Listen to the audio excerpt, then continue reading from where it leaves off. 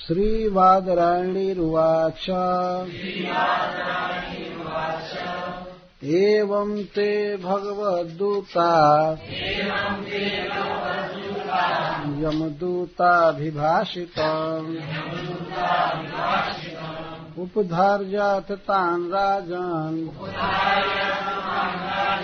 प्रत्याहुर्नैकोविदाः। श्रीवादरायणीरुवाच बादरायण के पुत्र श्रील सुखदेव गोस्वामी ने कहा, एवं इस प्रकार जैसा पहले कहा गया, ते वे अनिर्वचनीय महिमा वाले भगवत दूता श्री भगवान के दूतगण यमदूताभिभाषित श्री यमराज जी के दूतों के भाषण को उपधार्य अच्छी तरह से सुनकर और विचार करके, अथ तब तान उन जमदूतों के प्रति राजन हे महाराज परीक्षित प्रत्याहु उत्तर दिए, नय कोविदः न्याय निपुण। तो इसके पहले कई दिन तक हम लोग श्री यमराज जी के दूतों के मुख से जो भाषण हुआ उस पर चर्चा कर रहे थे। यह ध्यान रखना चाहिए कि यमराज जी के दूतों का जो प्रवचन है वह भी वैदिक प्रवचन है, उसमें कोई गलत बात नहीं थी। जैसा श्रील सुखदेव गोस्वामी ने शुरू में ही कहा था, दूतानम विष्णु जमयो संवादस तम निबोधने। मैं एक इतिहास सुनाने जा रहा हूं तुमको, जिसमें यमराज जी और भगवान विष्णु के दूतों का संवाद है। ये संवाद शब्द बताता है कि बहुत अनुकूल और उचित भाषण हुआ दोनों पक्ष से। सुखदेव गोस्वामी ये नहीं कह रहे हैं कि यमराज के दूतों और भगवान के दूतों में विवाद हुआ था, वो मैं सुना रहा हूं। विवाद नहीं, संवाद हुआ था। वे जो बोल रहे थे जमदूतगण, वे भी बिल्कुल उचित बोले, तथ्य बोले, और भगवत पार्षद तो बोले ही तत्व। तो दोनों के भाषण विचारणीय है। इसलिए आप यहाँ पर देख रहे हैं कि सुखदेव गोस्वामी जी कहते हैं कि जमदूताभिभाषितम, जमदूतों के द्वारा अभिभाषितम, अत्यंत अच्छे भाषण को सुनकर उस पर भगवान के पार्षदों ने विचार किया। उपधार्य, उप का अर्थ होता है नैकट्य न या आधिक्य न, धार्य का अर्थ धारण कर। एक एक अक्षर भगवान के पार्षदों ने ध्यान से सुना। ऐसा नहीं कर दिया थर्ड क्लास के आदमी बोल रहे हैं क्या सुनना है। अभी वो बोलना चालू करे तब तक उत्तर प्रत्युत्तर होता है, विवाद होता है, कोई किसी की बात सुनता नहीं। आदमी के भीतर इतना अहंकार होता है कि वो सोचता है कि मैं जो बोल रहा हूं वही फैक्ट है, हमारा प्रतिवादी चुप हो जाए, और चुप हो जाए तो उसी को जीत मानी जाती है जो चुप करा दिया। चाहे कितनी भी अनुचित बात बोले, लेकिन लास्ट में जो बोले और उसके बाद प्रतिपक्ष न बोले तो माना जाएगा कि उसकी जीत हो गई। खास करके स्त्रियों में ये मैंने देखा है, अगर झगड़ा हो गया और कोई पहले चुप हो गई तो उसका न्याय अन्याय माना जाएगा, वो हार गई। इसीलिए वो सोचती है कि मैं बोलती जाऊं और हमारा प्रतिपक्ष पहले चुप हो जाए। है ये टेंडेंसी देखी जाती है, मतलब बाद में मैं बोल करके बंद करूं तो हमारी जीत मानी जाएगी। तो यमराज के दूतगण भगवत दूतों की तुलना में बहुत निकृष्ट व्यक्ति, परंतु कुछ भी हो वे एक महान पुरुष के जन हैं, यमराज जी के। तो वे जब बोल रहे थे तो भगवान के पार्षद बड़े ध्यान से सुन रहे थे, उपधार्य शब्द विचार कर रहे थे। कोई व्यक्ति कभी कुछ कह रहा हो तो कम से कम उसकी बात को ध्यान से सुन लेना चाहिए, बीच में ही काटना नहीं चाहिए। वे बोल करके पूरा पूरा चुप हुए, तब भगवान के पार्षदों ने बोलना चालू किया। और यमराज के दूतों के प्रवचन का सार यह था कि यह बहुत अपराधी है, बहुत पापी है, इसको हम लोग ले जाएंगे। अतः एनम निश्याम, ऐसा उन्होंने कहा था कि हम लोग इसको ले जाएंगे। ततः एनम दंड पाणे सकाशम कृत किल विषम निश्याम, इसको हम ले जाएंगे क्योंकि अकृत निर्वेशम, इसने पापों का कोई प्रायश्चित नहीं किया। और वहां ले जाएंगे दंडपाणी के पास, और वे जैसा निर्णय करेंगे, जिस नरक में गिराने को कहेंगे वहां पर हम लोग इसको दुख दे करके और शुद्ध कर देंगे। हम लोग इसके वेल विशर हैं, हम लोग इसका हित चाहते हैं, अतः आप लोग जाइए और इसको छोड़ दीजिए, हम लोग ले जाना चाहते हैं। ये उनके प्रवचन का सार था। वे अपनी बुद्धि से या शास्त्र युक्ति से यह सिद्ध किए कि अजामिल बहुत बड़ा पापी है। भगवान के पार्षदों ने बड़े ध्यान से सुना, उनकी एक एक बात पर विचार किया। वास्तविकता है कि भगवान के पार्षद नय निपुण हैं, नय कोविद। नय का अर्थ होता है न्याय। किस देश में, किस काल में, किस पात्र के प्रति क्या करना उचित है, इसको जो जाने उसको नय कोविद कहते हैं। अजामिल के प्रति क्या व्यवहार करना चाहिए, उसे वास्तव में नरक में गिराना चाहिए या मुक्त कर देना चाहिए या स्वर्ग भेजना चाहिए, वैकुंठ देना चाहिए, इन सब बातों को भगवत पार्षद ठीक से जानते थे, यमराज के दूत नहीं जानते थे। वो जो प्रवचन की वो ठीक था, लेकिन अजामिल ने जो अज्ञात रूप से भगवान के नामों का उच्चारण किया था, उससे उसके सारे पाप भस्म हो गए थे। इस बात को नहीं समझ रहे थे। तो भगवत पार्षदगण उनके प्रति इस प्रकार बोले। यहां से श्रील सुखदेव गोस्वामी डायरेक्ट बोल रहे हैं, बीच बीच में कहते हैं, भगवान के पार्षदों ने कहना प्रारंभ किया। श्री विष्णु दूता ऊचुहु, या श्री विष्णु के दूत बोले, अहो कष्टम धर्म दृशाम अधर्मः स्पृशते सभाम जत्रा दंडेषु पापेषु दंडो यैर्ध्रियते वृथा। भगवान के पार्षद यमराज के दूतों का प्रवचन सुनकर कहते हैं, अहो बहुत कष्ट की बात है, बहुत दुख की बात है कि धर्म की रक्षा करने वालों के सभा में अधर्म प्रवेश कर रहा है। इस संसार में यमराज जी भगवान के बाद हैं, जीव के शुभाशुभ कर्मों का विवेचन करने वाला। वैसे सधारण इस पृथ्वी पर के जज को कहा जाता है, नेक्स्ट टू गॉड इज जज। भगवान के बाद कोई है तो जज है। वो किसी को जेल में बंद कर सकता है, फांसी दे सकता है, दंड लगा सकता है, तो भगवान के बाद तो हुआ ही। तो जब साधारण जज को, न्यायाधीश को यहां पर ऐसा कहा जाता है कि पूरे ब्रह्मांड के जो न्यायाधीश हैं वे कितने महान हैं, इस बात को समझा जा सकता है। लेकिन ऐसा व्यक्ति इतनी बड़ी भूल करे, गलती करे, तो ये बहुत शोक की बात है। भगवान के पार्षद लोग नाम नहीं ले रहे हैं यमराज जी का, लेकिन कटाक्ष कर रहे हैं वहीं। अहो कष्ट, बहुत कष्ट की बात है। दो कष्ट की बात हो गई। एक तो जिसका पाप पूरा पूरा समाप्त हो गया है भगवान का नाम लेने से, उसको नरक में ले जाने के लिए आदेश हुआ। और दूसरा कष्ट की बात यह है कि अपने पार्षदों को, अपने भक्तों को, दूतों को यमराज जी ने भागवत धर्म पर कुछ भी नहीं बताया था। उनका यह कर्तव्य है कि अपने दूतों को भगवत धर्म की बात सुनावें, भक्ति की महिमा को सुनावें, लेकिन वो सुनाए नहीं। दो कष्ट की बात।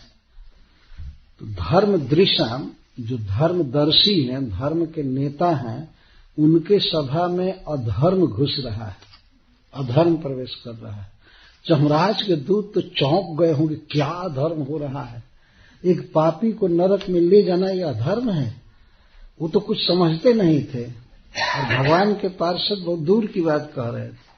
वो समझ रहे थे कि बेचारे इन लोगों का कोई दोष नहीं, ये तो इनोसेंट हैं, जो कहा गया वो करने के लिए आए हुए। तो अहो कष्टम धर्म दृशाम अधर्म स्पृशते, धर्म दृशाम सभाम अधर्म स्पृशते। जो धर्म की रक्षा करने वाले हैं, धर्म के नेता हैं, उन्हीं के सभा में अधर्म प्रवेश कर रहा है। सभा में अधर्म की बात करना ये और ज्यादा अधर्म माना जाएगा। एक व्यक्ति कोई पाप करे, अधर्म करे, तो माना जाएगा बेचारे को बुद्धि नहीं है, कभी कुछ हो गया कर दिया। लेकिन पूरी सभा में अधर्म हो तो यह बहुत शोक की बात है। जमराज जी अकेले नहीं हैं, उनके सबसे बड़े हेड क्लर्क हैं चित्रगुप्त जी, और उसके अधीन और बड़े बड़े लोग हैं। चित्रगुप्त जी कभी भूल नहीं कर सकते हैं। और इसके बाद ही जमराज के दूतगण हैं और सब हैं। क्या किसी के भी मन में नहीं आया कि अजामिल निष्पाप है? किसी का भी दिमाग भागवत धर्म की महिमा पर नहीं गया है। धर्म के ठेकेदार, धर्म के नेताओं के सभा में अधर्म प्रवेश कर रहे हैं। जब यह शब्द कहा, यह वाक्य कहा भगवान के पार्षदों ने, तो जमराज के दूत कहते हैं, क्या अधर्म प्रवेश कर रहा है? मान लीजिए वो पूछे तो नहीं होंगे, लेकिन उनकी आंखें या हाथ का इशारा अर्थात ऐसा व्यक्त करता होगा, क्या बोल रहे हैं ये लोग। मान लीजिए ऐसे किए होंगे, तब भगवान के पास कहते, जत्र अपापेषु अदंडेषु दंडो यद ध्रियते वृथा। जिस सभा में पाप शून्य और अदंड, दंड नहीं देने जो व्यक्ति को दंड दिया जा रहा हो, और सब मिल करके दंड दे रहे हो, तो यह बहुत कष्ट की बात है। यही अधर्म हो रहा है। जिस व्यक्ति में, जिन लोगों में कोई पाप नहीं है, उनको अपापेषु, और इस कारण से अदंडेषु, जो दंडनीय नहीं है, जिनको दंड नहीं देना चाहिए, ऐसे लोगों को दंड दिया जा रहा है, और कई लोग मिल करके दंड दे रहे हैं। हाय हाय, दुख की बात।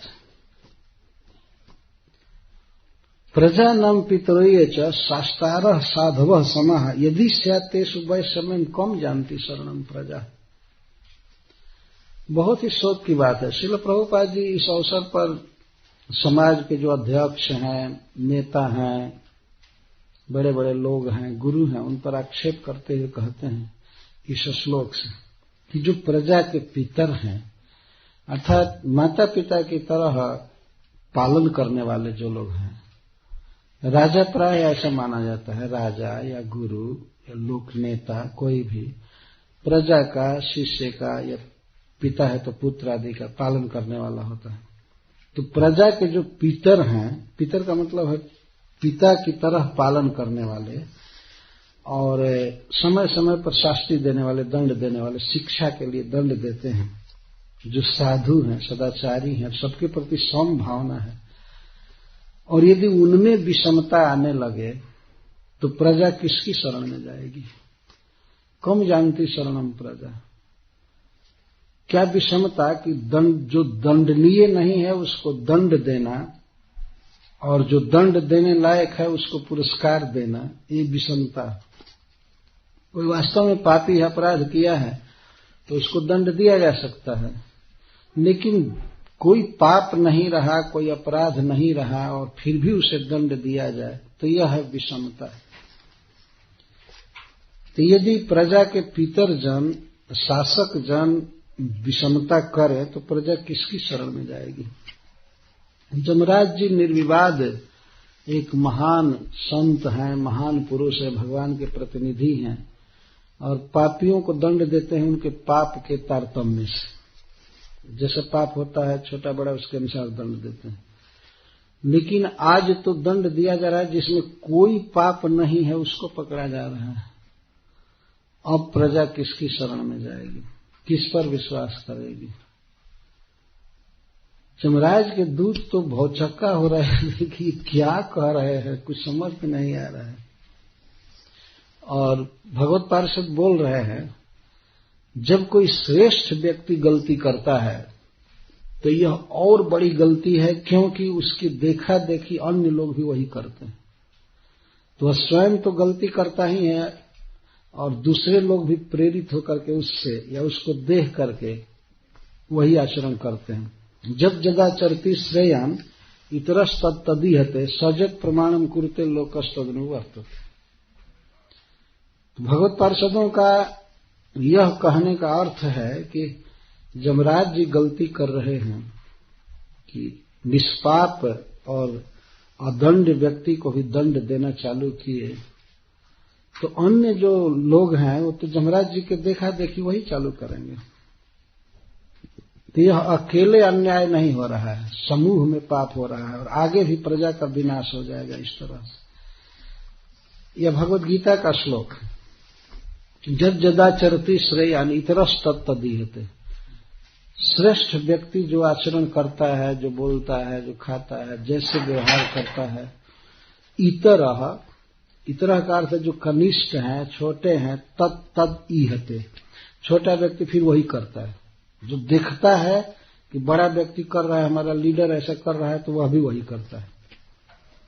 इसलिए बड़े व्यक्ति का, जिस खास करके कोई लोक नेता है, राजा है या पिता है या गुरु है, वह कुछ गलत करता है तो उसकी गलती साधारण व्यक्ति की गलती से सहस्रों गुना अधिक मानी जाएगी।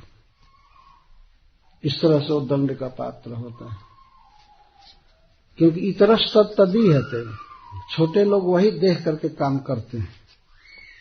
सजत प्रमाणम कुरुते लोकस्तदनुवर्तते। वो जिस बात को प्रमाण कर देता है, आचरण को, खान पान को, लोग वही करते हैं। इसके विषय में शास्त्रों में एक कथा है कि भगवान शिव प्रारंभ में वैष्णव वेश धारण करते थे।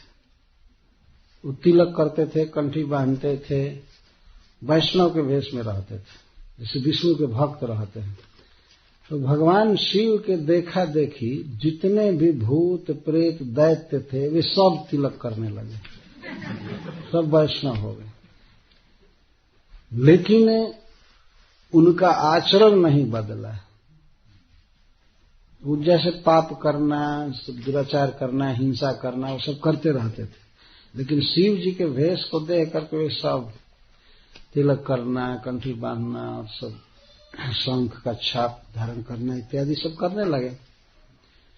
तो एक बार देवता लोग तंग आ गए दैत्यों से।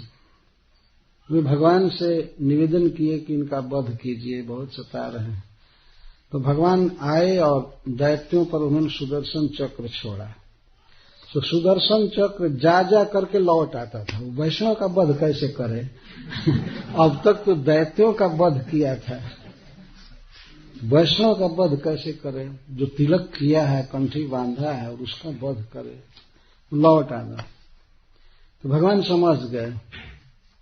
उन्होंने शिव जी से कहा कि आप एक काम कीजिए कि आप ये सब वैष्णव वेश धारण मत कीजिए, मैं एक काम करना चाहता हूं। शिव जी ने पूछा क्या आपका प्रयोजन है? प्रयोजन यह है कि आपके देखा देखी सब भेष छोड़ देंगे तो चक्र उनको मार सकता है, तो आप ये भेष धारण मत कीजिए। तो शिव जी उसी समय से वैष्णव वेश धारण करना छोड़ दिए, बल्कि राख लगाने लगे, हड्डी का गहना पहनने लगे, जटा फटा जैसे तैसे कर लिए। तो उनके देखा देखी असुर लोग भी तिलक वगैरह छोड़ दिए। इसके बाद चक्र से भगवान ने वध किया। एक कथा है पुराण में। तो भगवान शिव जो कर रहे थे, अब उसके देखा देखी दूसरे लोग वही कर रहे थे। उसके बाद जब वो वैष्णव भेष छोड़ दिए तो सब छोड़ दिया, ऐसे जैसे रहते। तो भगवान की इच्छा है कि जो लोग दुराचारी हैं, पापी हैं, वो एक अलग ही भेष में रहे तो ठीक है, वैष्णव भेष धारण करके नाश न करें। ये भगवान की एक इच्छा रहती है। वैष्णव वेश धारण करने का अधिकार उसको है वास्तव में जो सदाचारी है। जिसके जीवन में सत्य है, दान है, तप है, ब्रह्मचर्य है, ये सब है, उसको धारण करना चाहिए। इससे भगवान के भक्तों का नाम बढ़ता है। जो भोगी, दुराचारी, नीच लोग जो वैष्णव बन करके समाज में चलते हैं, तो भगवान के भक्तों का इमेज गिरता है, क्योंकि कभी न कभी उनकी पोल खुलती है कि ऐसा है, ये है, वो है। बहुत घाटा होता है इस। तो यहाँ पर भगवत पार्षदगण कह रहे हैं कि यदि जमराज जी अदंड और निष्पाप व्यक्ति को दंड देंगे तो आगे चल करके जो छोटे छोटे मजिस्ट्रेट हैं, न्यायाधीश हैं, वो क्या करेंगे? वे लोग भी ऐसे ही करेंगे। कहते हैं जब सुप्रीम न्यायाधीश यही कर रहे हैं अब भगवान के भक्तों को नरक में डाला जाना चालू हो गया, ये हुआ, वो हुआ, तो क्या होगा? प्रजा किसकी शरण में जाएगी? तो सारी प्रजा का नाश होगा ऐसे।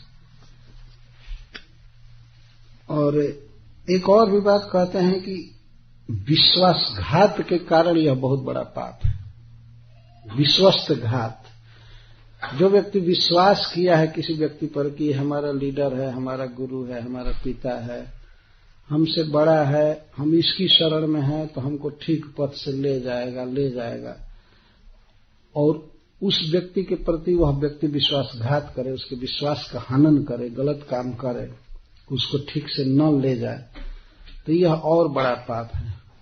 तो उदाहरण देते हैं, जस्यां के सिर आधाय लोकः शोकित निर्वृतः स्वयं धर्मम अधर्म व नहीं वेद यथा पशु। इस संसार में लोगों की क्या दशा है कि लोग कैसे हैं? यथा पशु, जैसे पशु बेचारा रहता है।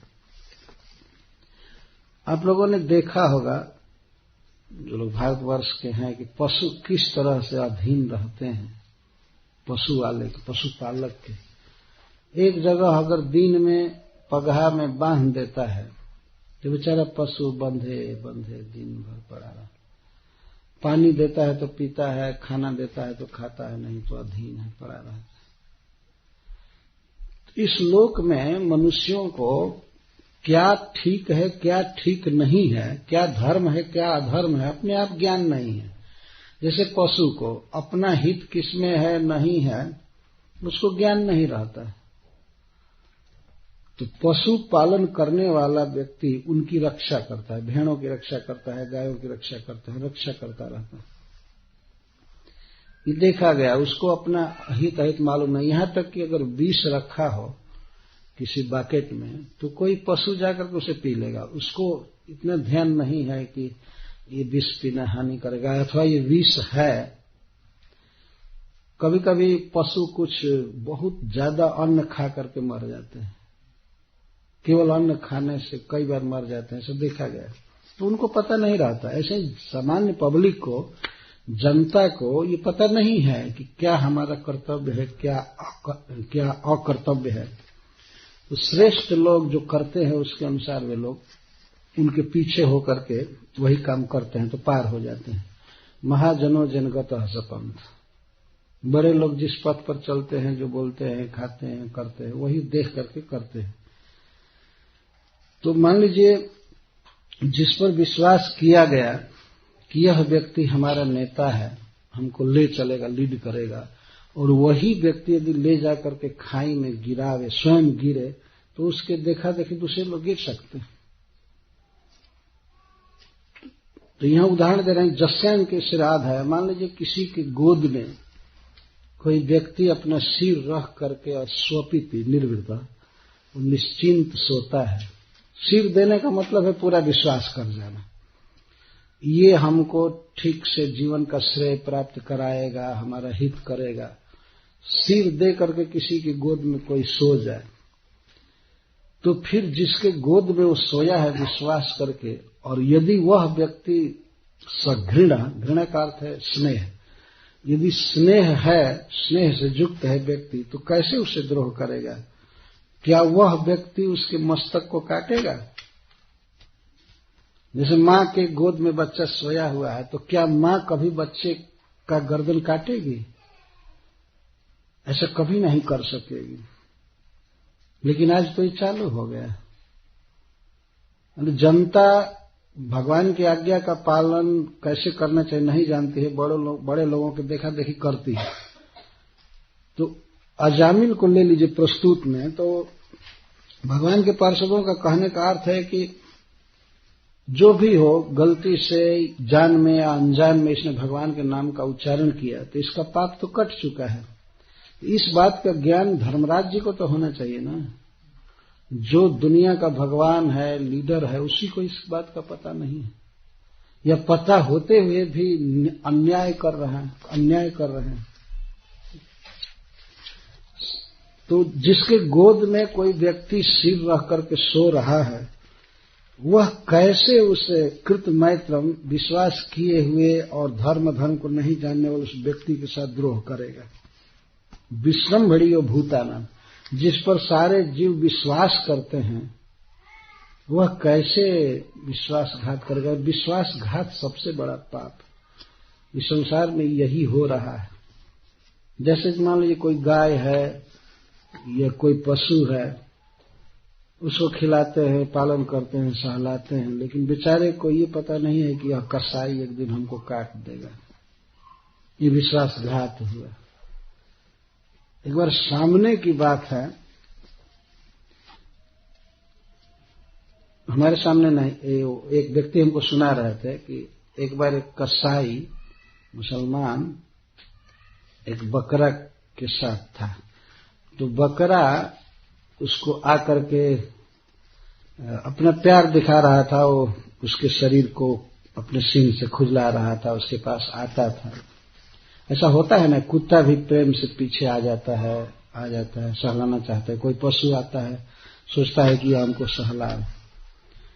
तो कसाई को आ करके बार बार टच कर रहा था, प्रेम प्रकट कर रहा था। तो कसाई क्या कहता है, व्यक्ति हमको सुना रहा था, दूसरा जो सुना था वो कहा कि अरे भाई इतना प्यार मत करो, आखिर हमको तुम्हारे गर्दन पर छुरी चलाना है, इतना मत प्यार करो। तो इस तरह से जनता की जो हालत है, चाहे वो पुत्र हो, शिष्य हो या प्रजा हो, वह तो उस अबोध व्यक्ति की तरह है। और उसके साथ द्रोह करने का मतलब है कि कुछ गलत करना जिससे वो देखा देखी गलत करे या उसके मन में दुर्भावना हो, तो यह उसका नाश करना। विश्वासघात बहुत बड़ा पाप है। जैसे हम लोग देखते हैं ट्रेन में या वायुयान में लोग सोते हैं। ट्रेन में तो स्लीपर कोच ही होता है, सो करके सब जाते हैं, लेकिन एक व्यक्ति रेल का स्टीयरिंग पकड़े हुए जा रहा है, सैकड़ों लोग उसको समर्पण किए, है ना, सो विश्वास करके कि ये हमको डेस्टिनेशन पर पहुंचाएगा, और सोए हैं, उसमें बच्चे हैं, स्त्रियां हैं और सब लोग हैं। वह कितनी सफलता के साथ ले जाता है। यदि मान लीजिए ड्राइवर के मन में ये आ जाए कि मैं गाड़ी को पटकूंगा कहीं न कहीं ले जाकर, इतने लोगों को मारना है मुझे, तो ये कितना बड़ा पाप होगा, विश्वासघात। अथवा वो ड्राइवर चलती गाड़ी को छोड़ दे कि चाहे इन लोगों का कुछ भी हो, मैं नहीं ड्राइव करूंगा, तो इतने लोगों का वो नाश करेगा, दुख में डाल देगा। इसको विश्वासघात कहते हैं। तो संसार में कितने, प्राय सभी क्षेत्रों में हम लोग देखते हैं कि जो लीडर है वो ठीक तरह से ले जा रहा है। वायुयान का पायलट ले जाता है वायुयान को, अपनी ड्यूटी कर रहा है, यदि उसके हाथ में सारे पैसेंजर हैं, एक क्षण में वो चाहे तो समुद्र में गिरा सकता है। चाहे यहाँ पर सुना ही गया है कि मार दिया, टावर से खत्म हो गए, कोई यात्री सात्री सभी चले गए। ये विश्वासघात। तो जो लोग श्रेष्ठ है किसी भी क्षेत्र में, चाहे सोशल सामाजिक क्षेत्र हो या पारिवारिक हो, धार्मिक क्षेत्र हो, सांस्कृतिक क्षेत्र हो, राजनीतिक हो, जो लीडर हैं, नेता हैं, उन पर बहुत बड़ी जिम्मेवारी है, बहुत बड़ी जिम्मेवारी। नेता का अर्थ है जो ले चले, नेता। इसीलिए आंख को नेत्र कहते हैं। नेत्र ही शरीर का नेता है। आंख जिधर कहते हैं चलने के लिए उधर ही पैर चलता है। पैर तो ब्लाइंड है। इसमें पुरंजन उपाख्यान में कहा गया है कि पुरंजन के 2 साथी हैं जिनको आंख नहीं है। पैर को कहा गया और हाथ को भी। लेकिन ये हाथ और पैर आंख के अनुसार काम करते हैं। आंख नहीं चलती है, आंख केवल देखती है और पर चलना पड़ता है इन लोगों को। तो नेता का ये अर्थ है कि उसके डायरेक्शन से, उसके ज्ञान से चलती है जनता और अपना श्रेय, अपना कल्याण प्राप्त करती है। लेकिन नेता ही अगर गलती करने लगे तो बहुत भारी दुख की बात है। इसलिए शुरू मैंने कहा अहो कष्ट, बहुत दुख की बात है। अच्छा, ये तो सिद्धांत कह रहे थे, लेकिन जमराज के दूत तो अभी भी दांत से अपना ओठ दबा रहे थे, दांत पीस रहे थे कि इस पापी को कब ये लोग छोड़ेंगे। उनका प्रवचन, भगवान के पार्षदों का प्रवचन तो समझ नहीं रहे थे कि क्या कह रहे हैं। तब प्रैक्टिकल कहते हैं। जमराज के दूतों ने कहा ठीक है, आप लोग जो भी कहते हैं ठीक है, लेकिन इसके विषय में क्या बात है, इसको तो छोड़िए। ये तो पापी है ना, और पाप का कोई प्रायश्चित भी नहीं किया। हम लोगों ने जो इसके पाप की कथा कहा, आपने सुना कि नहीं? कैसे कैसे अपनी पत्नी को छोड़ दिया, वेश्या को लाया, माता पिता को घर से निकाल दिया, चोरी किया, व्यभिचार किया, जुआ खेला, शराब पिया, सारा पाप तो किया है ना। और पाप का कभी प्रायश्चित किया? ये कभी गया गंगा जी में स्नान किया है, दान दिया है? अब तो इस तरह से लोग पूछ रहे थे। तब भगवान के पार्षद कहते हैं अयम ही कृत निर्वेशः जन्म कोट्यंग सामपि जद व्याजहार विवशो नाम स्वस्तैनम हरे। अयम ही, यह जो बार बार जमराज के दूत उंगली दिखाकर कह रहे थे ये नरक का कैंडिडेट, और इसका पक्ष ले रहे हैं आप लोग, ये तो भगवान के पार्षद भी अपने श्रीहस्त कमल से दिखा करके कह रहे हैं अयम यह कृत निर्वेश, कृत प्रायश्चित, इसने प्रायश्चित कर लिया है। कब, किस पाप का प्रायश्चित किया? जन्म कोटि अंघसामपि, अंघस का अर्थ होता है पाप, अपराध। करोड़ों जन्मों के पापों का प्रायश्चित इसने कर लिया है। अरे बाप रे, जमराज के दूत तो उछल गए होंगे, प्रायश्चित कर लिया, और वो भी करोड़ों जन्म का। छी छी, बोलने में शर्म नहीं लग रही। इतने सुंदर हैं आप लोग और ये बात कह रहे हैं। पहले तो नहीं समझे होंगे, भगवान के पार्षदों पर बहुत आक्रोश हुआ होगा। एक जन्म का एक पाप का भी प्रायश्चित नहीं किया है और करोड़ों जन्म का प्रायश्चित कर लिया। क्या प्रायश्चित किया? ठीक है, लोग सुनने लगे उत्सुकता से, क्या प्रायश्चित किया? इसने प्रायश्चित किया। प्रायश्चित किया होता तो जमराज जी का कंप्यूटर बताता नहीं, वहां से क्यों भेजा गया? ये प्रायश्चित कर लिया। यहां पर आप कहीं गैस लीजिए, चाहे कोई सामान लीजिए, तो आपके कार्ड से ही आपके बैंक का रुपये खत्म हो जाता है ना? ये भूल नहीं होती है। शायद कभी कभी हो जाती होगी। इधर कोई पाप कर रहा है तो पाप का भी लेखा है, और पाप का प्रायश्चित किया तो कितना माइनस हुआ पाप, वो सब रहता है हिसाब जमराज के पास। लेकिन भगवान के पार्षद यह कह रहे हैं जन्म कोटि अंघसाम अपि, अपि मैंने भी, करोड़ों जन्मों के पापों का भी प्रायश्चित कर लिया। तुम लोगों तो केवल इस जन्म के थोड़ा सा पाप गिनाए ना, कोटि जन्म कोटि, करोड़ों जन्मों के पापों का प्रायश्चित इसका हो गया। मतलब सारे पाप नलिफाइड हो गए, खत्म हो गए। तो जमराज के दूत पूछते कैसे कैसे कैसे प्रायश्चित हो गया, कैसे पाप खत्म हो गए? वे बहुत क्रोध से देख रहे थे अजामिल को। बाप रे बाप, ये प्रायश्चित हो गया इसका। तो भगवान के पार्षद कहते हाँ प्रायश्चित हो गया। क्या, कैसे? जद व्याजहार, उच्चारितवान, व्याजहार का अर्थ इसने उच्चारण किया। क्या? नाम स्वस्तैनम हरे, क्योंकि भगवान श्री कृष्ण के, हरि के नाम का इसने विवश दशा में उच्चारण किया है, उस उच्चारण से ही इसके सारे पाप भस्म हो गए। ये है प्रवचन, ये भागवत धर्म का प्रवचन है। वैकुंठ के पार्षद बोल रहे हैं। जद का अर्थ क्योंकि, जस्मात, व्याजहारा, उच्चारण किया, विवश, मरणासन्न दशा में अथवा पुत्र के स्नेह के वश में होकर नामकरण आदि के समय, हरे स्वस्त्यैनम नाम व्याजहार, भगवान के महामंगलकारी नाम का इसने उच्चारण किया। हरे कृष्णा कृष्णा कृष्णा हरे हरे, हरे राम राम राम हरे हरे। इसने उच्चारण किया है, इसलिए इसके करोड़ों जन्मों के पापों का प्रायश्चित हो गया, सारे पाप समाप्त हो चुके हैं। कितना सुदृढ़ प्रवचन है, कितना सत्य है। यदि हम लोगों की दशा भी महाराज के दूतों जैसी है कि जल्दी समझ में नहीं आता है कैसे एक नाम के उच्चारण से करोड़ों जन्म का पाप नष्ट हो गया। अब ये प्रश्न बना ही रहेगा वास्तव में, लेकिन शास्त्र में श्रद्धा करनी चाहिए, विश्वास करना चाहिए कि सुखदेव गोस्वामी गंगा जी के तट पर ये सब झूठ बोलने के लिए नहीं बैठे हैं, और महाराज परीक्षित मरणासन्न दशा में सब झूठ सुनने के लिए नहीं बैठे।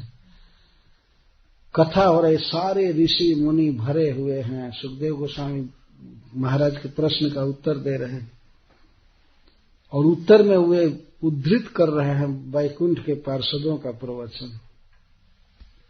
जद व्याजहार विवशो नामस्वस्त्यैनम हरे। विवशः का अर्थ है विशेष रूप से वश में होकर, पुत्र के स्नेह के वश में होकर। जिस दिन इसने प्रथम बार कहा, नाम एक वचन में एक बार कहा कि नारायण मां के गोद से मेरे गोद में आओ, जिस दिन नारायण शब्द बोला उसी दिन इसके करोड़ों जन्मों का पाप नष्ट हो गया। यदि ये उदाहरण श्रीधर स्वामी दिए हैं कि किसी घर में कोटि कोटि वर्ष से अंधकार है, और अंधकार बहुत गाढ़ा है, गाढ़ भ्रांत, बहुत गाढ़ा अंधकार है, लेकिन यदि समर्थ दीपक उसमें लाया जाएगा तो चाहे करोड़ों दिन का अंधकार हो, चाहे करोड़ों कल्प का अंधकार हो, एक सेकंड में चला जाएगा। दीपक होना चाहिए, है ना। क्या दीपक कहेगा कि मैं इस घर में बहुत, अंधकार क्या कहेगा कि इस घर में मैं बहुत दिन रहा हूं, इसलिए हम 2 दिन के बाद जाएंगे, हम अभी नहीं जाएंगे। ऐसा नहीं कह सकते, चाहे कोटि जन्म का पाप हो, चाहे कुछ भी हो। पाप का विरोधी चिन्मय भगवान का नाम जहां आता है वहां पाप टिक ही नहीं सकता, चाहे कितना भी घना पाप हो, घना अंधकार हो। यदि खूब घना अंधकार है तो क्या वो बिजली के लैंप से या दीपक से नहीं जाएगा, चला ही जाएगा, उसको जाना ही है। चाहे कम अंधकार हो, चाहे ज्यादा अंधकार हो, चाहे 10 दिन का अंधकार हो, चाहे 10 कल्प का अंधकार हो, उसको तो जाना ही है। इस तरह जीव अनजान में भगवान से विमुख रह करके पाप किया, गलती किया, कुछ भी किया, ये स्वाभाविक है जीव के लिए। लेकिन जिस दिन भगवान का महामंगलमय नाम जिह्वा पर आया या कान में आया, तो ये तो पाप जाएगा ही, वो टिक सकता नहीं है, क्योंकि पाप का विरोधी है भगवान का नाम या भगवान का रूप। कृष्ण सूर्य सम माया है अंधकार, जहां कृष्ण तहां नहीं माया अधिकार। माया के ठीक विरुद्ध भगवान है। विरुद्ध का मतलब भिन्न, भिन्न। जैसे दीपक का स्वभाव है कि अंधकार का विरोधी है, तो अंधकार वहीं रहता है जहां दीपक नहीं है या सूर्य नहीं है। दीपक के आने के बाद अंधकार नहीं रह सकता। अच्छा, तब यह कहा जाएगा कि एक पाप से, एक नाम से जब सारा पाप नष्ट हो जाता है तो बाद में पाप कैसे होता रहता है। एक नाम से सारा पाप नष्ट हो जाता है, लेकिन वासना को समाप्त करने के लिए, हृदय को शुद्ध करने के लिए शास्त्र कहता है कि भगवान के नाम की आवृत्ति करनी चाहिए। हरे कृष्णा कृष्णा कृष्णा हरे हरे, हरे राम राम राम हरे हरे, निरंतर आवृत्ति करनी चाहिए। परंतु यह नहीं समझ लेना चाहिए कि किसी भवन में लाइट आ गया तो लाइट के ऑफ होते ही अंधकार आ जाएगा। उस विषय में यह सिद्धांत लागू नहीं है कि अगर जिह्वा पर भगवान का नाम 24 घंटा है तब तो पाप नहीं रहेगा, और नहीं अगर बंद हुआ तो उसी समय अंधकार जैसा घेर लेगा। ऐसा नहीं है। वो हृदय शुद्ध होता जाता है धीरे धीरे भगवान के नाम से। इस बात को आगे भगवान के पार्षद बताएंगे। क्या प्रायश्चित किया अजामिल ने, क्योंकि जब ब्याजहार विवशो नाम स्वस्त्यैनम हरे। भगवान के नाम की एक विशेषता बता रहे हैं, स्वस्त्यैनम। स्वस्ति का अयन, अयन का अर्थ है खजाना, और स्वस्ति का अर्थ होता है शोभन सत्ता। इस जगत में शोभन मतलब ब्यूटीफुल एग्जिस्टेंस, शोभन सत्ता, जो हमको इस जीवन में भी सुखी रखे और बाद में मुक्त करके भगवान के चरणों में भेजे, उस भाव को, उस पद्धति को स्वस्ति कहा जाता है। स्वस्ति वाचन करते हैं। तो भगवान का नाम स्वस्त्यैनम है। यह केवल पापों को ही नष्ट नहीं करता है। पाप नष्ट हो जाना यही शोभन सत्ता नहीं है। कृष्ण प्रेम से भर जाए हृदय और जीव जन्म मरण के बंधन से मुक्त होकर के भगवान के पास जाए, इसको स्वस्ति कहा गया है रियल अर्थ में। तो भगवान का नाम स्वस्त्यैनम है। केवल पाप नहीं काटता है, बल्कि यह भगवान का प्रेम देता है, भगवान के पास पहुंचा देता है। एक श्लोक में कहा गया है कि सकृद उच्चरितम जेन हरिरित्यक्षर द्वयम बद्ध परिकरस्तेन मोक्षाय गमनम प्रति। जो व्यक्ति एक बार हरि शब्द बोला है वह मानो मुक्ति के पथ पर चलने के लिए कमर कस लिया है। बद्ध परिकर, एक बार नाम का उच्चारण किया है, जानबूझ करके नहीं, अनजान में भी, तो मुक्ति के पथ पर चल दिया। जो बहुत बहुत साधन करके भी व्यक्ति मुक्त नहीं हो सकता है, परंतु वही व्यक्ति अगर एक बार हरि नाम का उच्चारण करे तो मुक्ति के पथ पर चल दिया। बद्ध परिकरस्तेन मोक्षाय गमनम प्रति। तो भगवान का नाम इस तरह से मंगलमय है। यह स्वस्तिनम का अर्थ मंगलमय, इसने भगवान के मंगलमय नाम का उच्चारण किया है। तो प्रायश्चित तो हो ही गया है, अब यह वैकुंठ के प्रति चल दिया है। स्वस्ति का ये पॉजिटिव अर्थ है। पाप काटना अलग बात है और मोक्ष प्राप्ति के लिए चल देना यह अलग बात है। तो मोक्ष प्राप्त करना ही, भगवान का पार्षद बनना ही जीव के लिए वास्तविक स्वस्ति है। तो भगवान का नाम वैकुंठ देता है, भगवत प्रेम देता है, जन्म मृत्यु से तो मुक्त करता ही।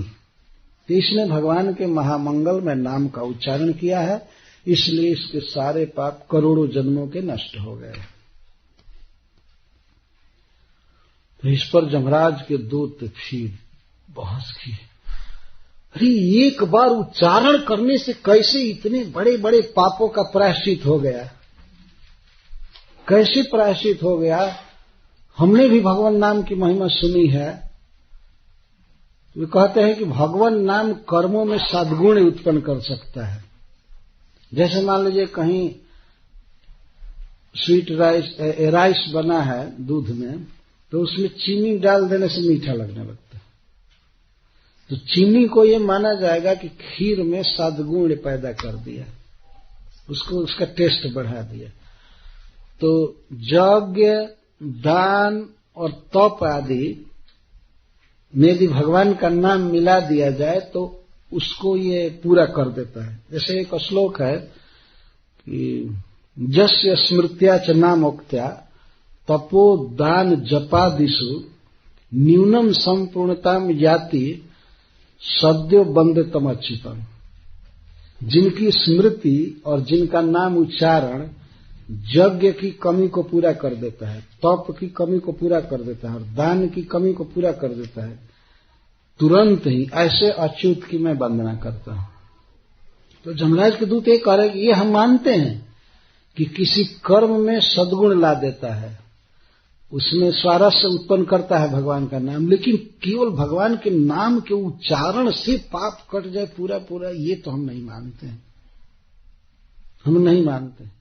और कहते केवल इतने से ही केवल इतने से ही पाप कट गया। तो भगवान के पार्षद कहते हैं एते नैव एतेन एव, इतने से ही, एतेन एव ह्यघोनस्य कृतम स्याद अघनिष्कृतम, अस्य अघोन, इस पापी के, इस अजामिल के जो वास्तव में महापापी था, इसके पाप का इतने से ही प्रायश्चित हो गया, अघनिष्कृतम स्याद हो गया, जब नारायणायति जगाद चतुरक्षरम, जिस दिन इसने 4 अक्षर कहा नारायण, जिस दिन 4 अक्षर कहा, और आय एक क्रिया अलग, नारायण आय, हे नारायण आगच्छ, आओ, कब कहा था? श्रील विश्वनाथ चक्रवर्ती ठाकुर कहते हैं जिस दिन नामकरण हुआ था और नारायण बच्चा अपने मां के अंक में था, तो अजामिल कहा नारायण मातुः अंकात ममांकम आगच्छ, बेटा नारायण मां की गोद से मेरे गोद में आओ। तो उधर बेटा और आयत छोड़ दीजिए, 4 अक्षर का उच्चारण जिस दिन किया नारायण, उसी दिन इसके सारे पाप समाप्त हो। ये तेना है, वो बस इतने से, और कोई बहुत बहुत क्रिया लगाने की जरूरत नहीं है, ये तेना है वह। और बहुत दान जप गंगा स्नान आदि करे तब पाप कटे नहीं, ये तेना है वह, इसी इतने से ही, ये भगवान के पार्षद कह रहे, ये तेना है वह, इतने से ही सारे पाप खत्म हो गए जिस दिन इसने जगाद उच्चारण किया चतुर अक्षर। इस पर श्रीधर स्वामी जी टीका में लिखते हैं कि भगवान के नाम का 1-2 अक्षर भी बोला जाए तब भी सारे पाप कट जाते हैं। इसने तो 4 अक्षर पूरा बोल दिया, जगाद चतुर अक्षर, नारायण, इसमें 4 अक्षर है। अगर कोई व्यक्ति कभी बोला नारा तब भी पाप कट जाएगा। 4 अक्षर तो बहुत कंप्लीट किया है, तो बहुत अधिक बोला है, कोई इतना जरूरत नहीं है बोलने की पाप काटने के लिए लेकिन इसने तो बोल दिया है जगाद चतुराक्षरम। हरे कृष्णा कृष्णा कृष्णा हरे हरे, हरे राम राम राम हरे हरे। एते नैव ह्यघोनस्य कृतं स्यादघनिष्कृतं, जदा नारायणायेति जगाद चतुराक्षरम्, एतेन एव अस्य अघोन अघनिष्कृतं कृतं स्यात्। इतने से ही पूरा पूरा प्रायश्चित हो चुका है, इसका पूरा पूरा पाप खत्म हो गया। भगवत पार्षद के प्रवचन को जमराज के दूत नहीं समझ रहे थे, तो वे कहते आपको पता है कि इसने क्या क्या किया है, कितना पाप किया है, बिना जाने आप कह रहे हैं कि सारे पापों का प्रायश्चित हो गया। केवल एक बार नारायण कहने से सारा पाप नष्ट हो जाएगा। इसने क्या क्या किया है, चोरी किया, हत्या किया, शराब पिया, माता पिता को दुख दिया, क्या क्या। तो भगवान के पार्षद कहते कोई भी पाप हो, किसी भी पाप का प्रायश्चित है भगवान के नाम का उच्चारण, उससे नष्ट हो जाता है पाप। तो गिना रहे हैं, स्तेनः सुरापो मित्र ध्रुव ब्रह्महा गुरुतल्पगः, स्त्रीराज पितृगोहंता ये च पातकिनो परे, सर्वेषामप्यघवताम् इदमेव सुनिष्कृतम्, नाम व्याहरणम् विष्णोर्जतस्तद विषया मतिः। पाप गिना रहे, कितना पाप आदमी करेगा इस संसार में, बड़े बड़े पापों को गिना रहे। स्तेन चोर, बहुत बहुत चोरी किया है, सोना चांदी हमेशा चुराया, लूटपाट किया। स्तेन चोर हो चाहे कितना बड़ा, या सुरापह, सुरा पीने वाला, मदिरा पीने वाला, शराबी, चाहे चोर चाहे शराबी, या मित्र ध्रुव, मित्रों से द्रोह करने वाला, विश्वासघाती, माता पिता की सेवा नहीं करने वाला, या धोखा देने वाला, ब्रह्महा, ब्राह्मणों की हत्या करने वाला, गुरुतल्पगः, अपने से श्रेष्ठ व्यक्ति के स्त्री से जो समागम किया है। गुरु तल्प का अर्थ बेड, और गुरु मैंने अपने से बड़ा। अपने से बड़े व्यक्ति के स्त्री से जिसने संग किया है, इतना बड़ा पाप किया है, जिसने स्त्री का वध किया है, राजा का वध किया है, माता पिता का वध किया है और गाय की हत्या किया है, स्त्री राज पितृ गोहंता, ये बहुत बड़े बड़े पाप हैं।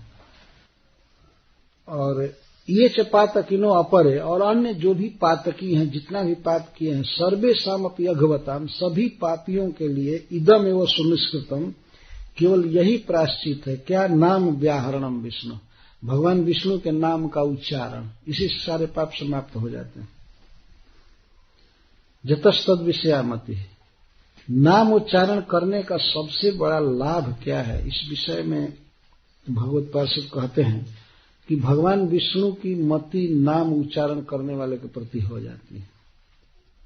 जो व्यक्ति नाम उच्चारण करता है तो उसके प्रति भगवान की मति हो जाती है कि मदीयो अयम मया सर्वतो रक्षणीय इति विष्णुर्मति भवति। जो व्यक्ति नाम बोलता है, कभी उच्चारण करता है, तो भगवान की तुरंत मति ऐसी होती है कि ये मेरा है और मुझे सब तरह से इसकी रक्षा करनी है। नाम उच्चारण करने वाले की मति नहीं लगती है भगवान में, हो सकता है, लेकिन भगवान की मति तुरंत लग जाती है कि ये मेरा भक्त है, इसे मुझे रक्षा करनी है, मेरा नाम बोल रहा है, ऐसी भगवान की मति हो जाती है। तो कई प्रकार के पाप यहां गिनाए गए हैं। सूरा पीना, चोरी करना, धोखा देना मित्रों को, ब्राह्मण की हत्या, गुरु पत्नी गमन करने वाला, स्त्री की हत्या करने वाला, राजा की, माता पिता की, गाय की, और जितने भी पाप हो सकते हैं, किसी भी पापी के पाप का प्रायश्चित हो जाएगा यदि वो भगवान के नाम का उच्चारण करे।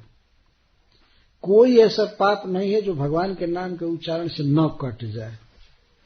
और जबकि ये सब ऐसे ऐसे पाप हैं कि अन्य प्रायश्चित हजारों बार किया जाए, तब भी पाप नहीं कटता है। अब जिसने माता पिता की हत्या किया है, वो कौन सा प्रायश्चित करके उस पाप से मुक्त हो जाएगा, जरा बताइए। तो कोटि कोटि बार यदि यज्ञ करे, तप करे, तीर्थ करे, कुछ दान करे, फिर भी उसका पाप नहीं कट सकता। लेकिन कोटि कोटि बार ये सब पाप किया है, वो एक नाम के उच्चारण से कट जाएगा। ये भगवान नाम की महिमा है। हत्या में भी स्त्री, राजा, गाय और माता पिता की हत्या बहुत घोर हत्या मानी गई है। शास्त्र कहता है कि अगर स्त्री में कोई गलती भी है तो उसका वध नहीं करना चाहिए। कई बार ऐसे भागवत में प्रसंग आए हैं जहां पर यह बात कही जाती है किसी को कि आप तो अब तक कभी स्त्री का वध नहीं किए। जैसे वसुदेव जी समझा रहे हैं कंस को, यह तो स्त्री है, आपकी बहन है, वो भी विवाह का अवसर है, आप कैसे इसका वध कर रहे हैं?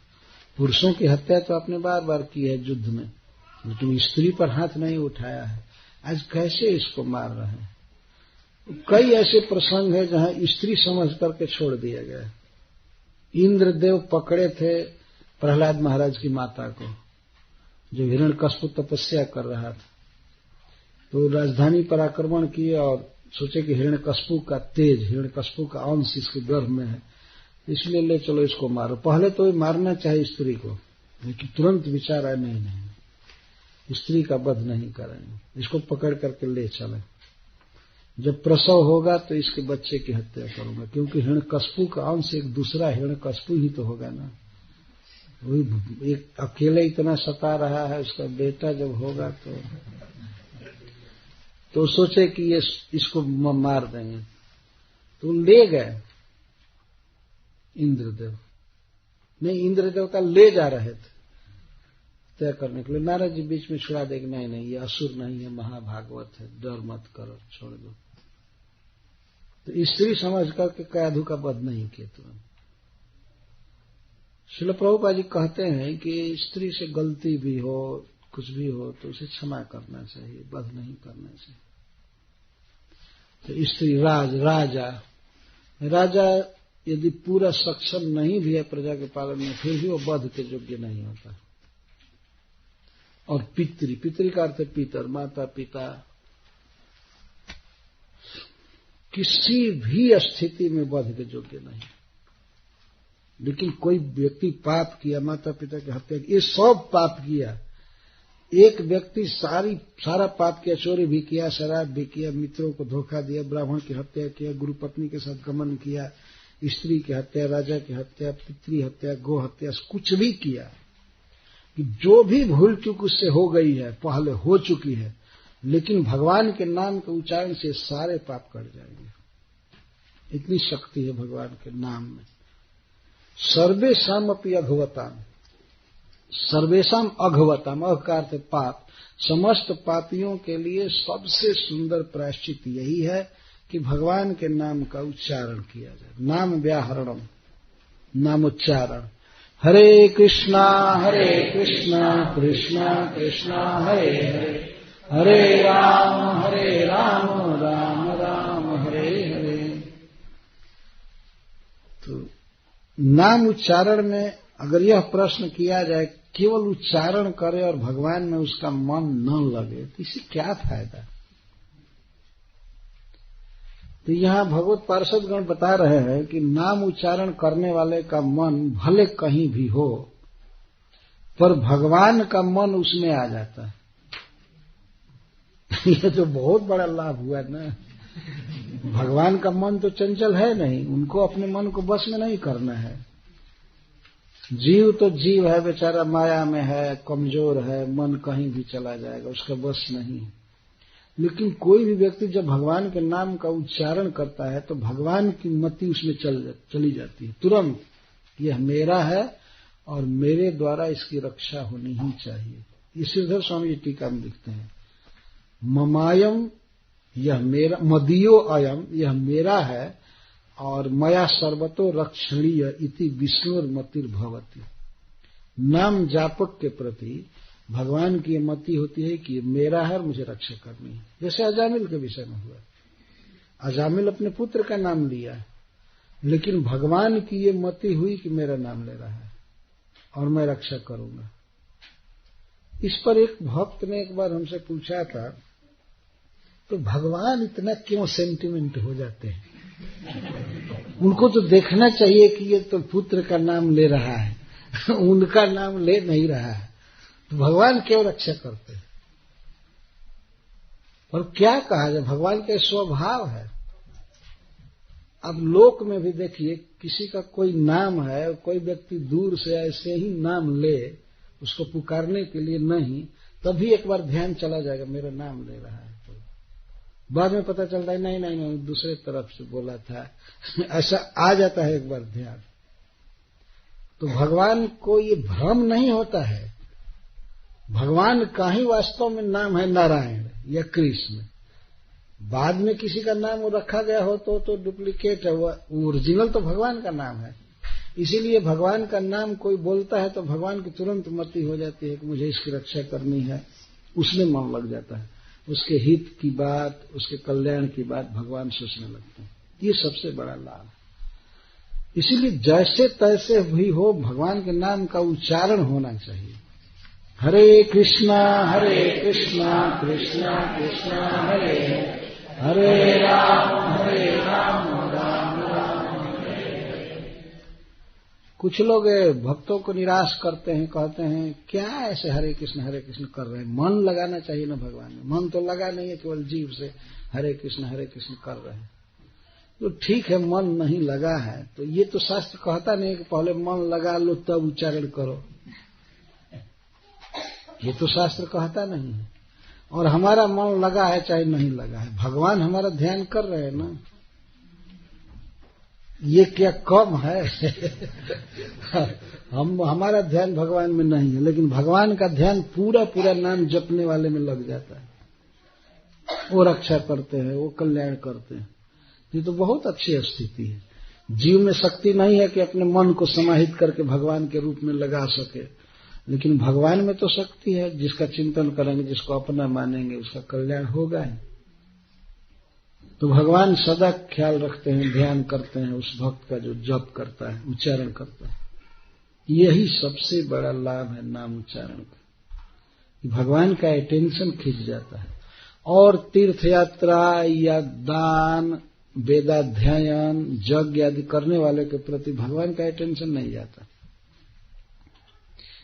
वहां जब नाम उच्चारण करता है तब भगवान का ध्यान आता है, अच्छा ये मेरा है, मेरे द्वारा इसकी रक्षा होनी चाहिए। इसीलिए चिंता नहीं करनी चाहिए कि ये पाजी मन कहाँ जा रहा है, इस पर तो बस चलेगा नहीं, कहीं जाए, लेकिन जिह्वा से उच्चारण करते रहना चाहिए। हरे कृष्णा कृष्णा कृष्णा हरे हरे, हरे राम राम राम हरे हरे। हिंदी में एक दोहा है भक्त का, वो कहते हैं कि राम राम रटते रहो जब लगी घट में प्राण, कबहू तो दीन दयाल के भनक पड़ेगी कान। वो तो पहले उच्चारण से ही भनक पड़ जाती है उनको। जब तक शरीर में प्राण है राम राम राम राम रटते रहो, कभी तो उनके कान में भनक पड़ेगी कि हमको बुला रहा है भक्त। और वास्तव में सबसे बलवान साधन भगवान से मिलाने वाला नाम ही है, और सबसे सुगम है, सरल है। इसमें देश काल का भी कोई नियम नहीं है कि यहीं पर उच्चारण करो वहां मत करो। कभी कभी भक्त पूछते हैं क्या बाथरूम में भी हम उच्चारण कर सकते हैं? मैं कहता हूं हाँ, अगर और समय में सब समय उच्चारण करते ही हैं तो वहां भी कीजिए, लेकिन वहीं जाकर के कीर्तन चालू कीजिए, ऐसा तो नहीं होना चाहिए। यदि उसके अलावा कभी भी आपका नहीं रुक रहा हो तो ठीक है, वहां भी कीजिए। तो कहीं भी खाइते सुईते जथा तथा नाम लय, देश काल नियम नहीं सर्व सिद्धि है। भगवान चैतन्य महाप्रभु कहते हैं खाते समय, सोते समय, आलस में टहलते समय जथा तथा नाम लय लेना चाहिए, जैसे भी। देश काल नियम नहीं सर्व सिद्धि है। देश का नियम नहीं है कि मंदिर में ही जप करेंगे या रोड पर नहीं करेंगे, ये घर पर करेंगे, ऑफिस में नहीं करेंगे। जो देश कहते हैं, चाहे एयरपोर्ट हो, चाहे बस स्टैंड हो, चाहे रास्ता हो, कार में हो, बस में हो, घर में हो, ऑफिस में हो, कहीं भी हो, देश का कोई नियम नहीं। भगवान की पूजा आदि का नियम है कि एक अच्छे स्थान में स्थापित करके पूजा कीजिए। ऐसा तो नहीं करेंगे बाथरूम में मूर्ति ले जाइए और अगरबत्ती दिखाना चाहिए, वो देश का नियम है पूजा में। लेकिन भगवान के नामोच्चारण में कोई देश का नियम नहीं है। सर्व देश और सर्व काल। संडे को नाम ले सकते हैं, मंडे को ले सकते हैं, जनवरी में, फरवरी में, 2003 में, 2004 में, कोई काल की पाबंदी नहीं है। ये इसलिए यह साधन सबसे बलवान साधन है और सबसे सुगम, जीव का साथ देने वाला है। यही भगवान की प्राप्ति कराएगा। इसी का आश्रय लेना चाहिए, इसी की आवृत्ति करनी चाहिए। जीवन में रिकॉर्ड बनाना चाहिए कि हमने इतना आवृत्ति किया, इतना जप किया, ये किया। इसका बहुत बड़ा प्रभाव होता है। हरे कृष्णा कृष्णा कृष्णा हरे हरे, हरे राम राम राम हरे हरे। तो सर्वेषाम अपि अघवताम, सभी अघवानों के लिए, पापियों के लिए केवल इतना ही प्रायश्चित है कि भगवान के नाम का उच्चारण किया जाए। यद्यपि भगवान के नाम की केवल इतनी ही शक्ति नहीं है, इतनी ही शक्ति नहीं है। और शक्ति तो स्वस्तैनम शब्द से बताया जाएगी, तो भगवान का प्रेम देता है। लेकिन पाप अपने आप ही नष्ट हो जाता है। पाप करने में इसको लगाना नहीं चाहिए।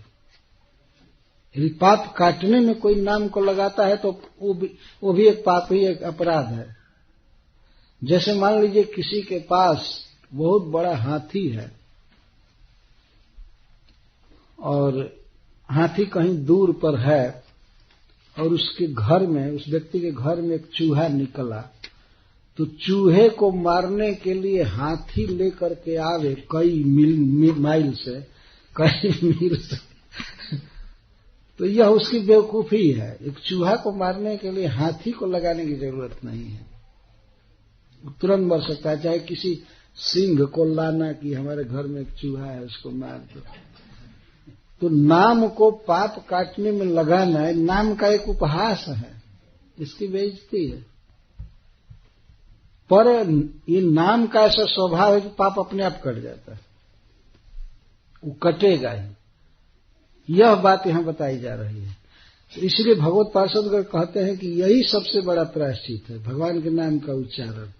पाप काटने के लिए नियत से नहीं, पर यह है ही इसका स्वभाव कि पाप कट ही जाएगा। एक जन्म का नहीं, करोड़ों जन्मों का, अनंत जन्मों का पाप कट जाएगा।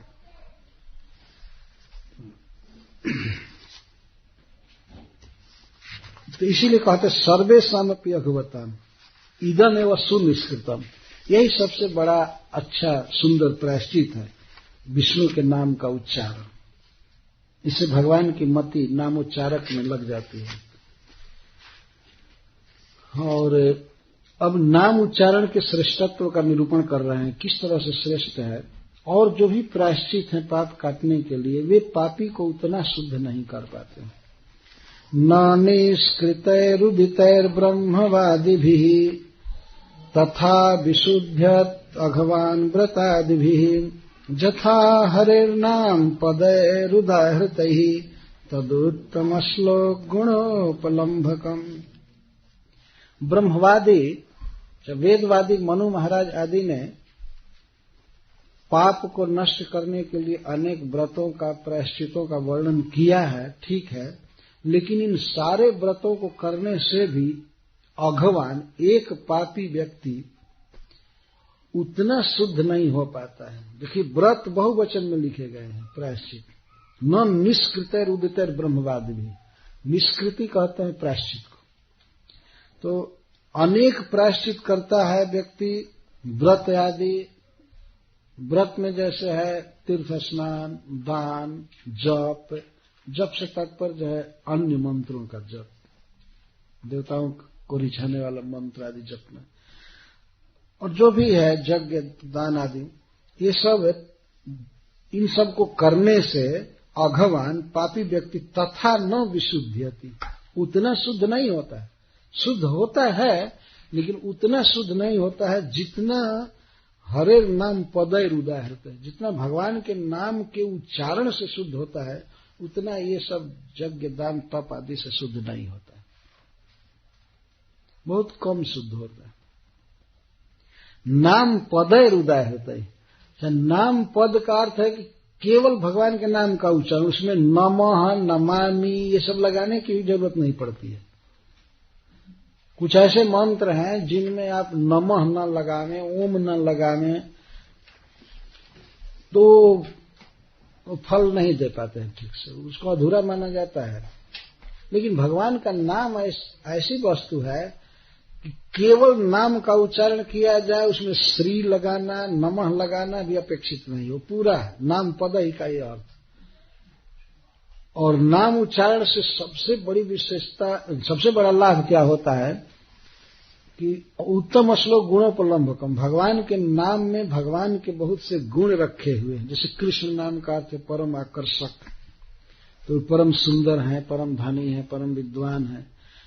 अलग अलग भगवान के नाम होने भगवान के बहुत से गुण रखे हुए हैं, तो भगवान के गुणों का स्मरण होने लगता है, भगवान की लीलाओं का स्मरण होने लगता है, भगवान का नाम लेते हैं।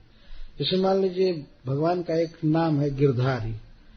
अगर गिरधारी कोई रट रहा है तो अंततः मन में गोवर्धन धारण की लीला स्फुरित होने लगती है।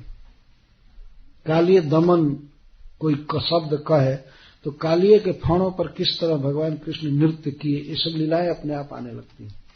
जबकि व्रत आदि में, कृष्ण चंद्रायण व्रत में या यज्ञ, तप, तीर्थ स्नान आदि में ये सब बातों का स्मरण नहीं होता है, भगवान के गुणों का स्मरण नहीं होता है। पाप कटते हैं कुछ मात्रा में, पूरा नहीं कटते, और भगवान के गुणों का तो स्मरण बिल्कुल नहीं होता है। परंतु भगवान के नाम के उच्चारण में बहुत कुछ लाभ है, इसमें सारी लीलाएं रखी हुई हैं। एक एक नाम में बहुत बहुत गुण भगवान के होता है। गुणों पर लंभकम, लंभ का अर्थ होता है प्राप्ति, भगवान के गुणों की स्फुरना होने लगती है, ज्ञान होने लगता है भगवान का नाम जपने से। यह लाभ है। इसलिए जितना भगवान के नाम के उच्चारण से व्यक्ति शुद्ध होता है, उतना अनेक व्रतों को करने से शुद्ध नहीं होता है।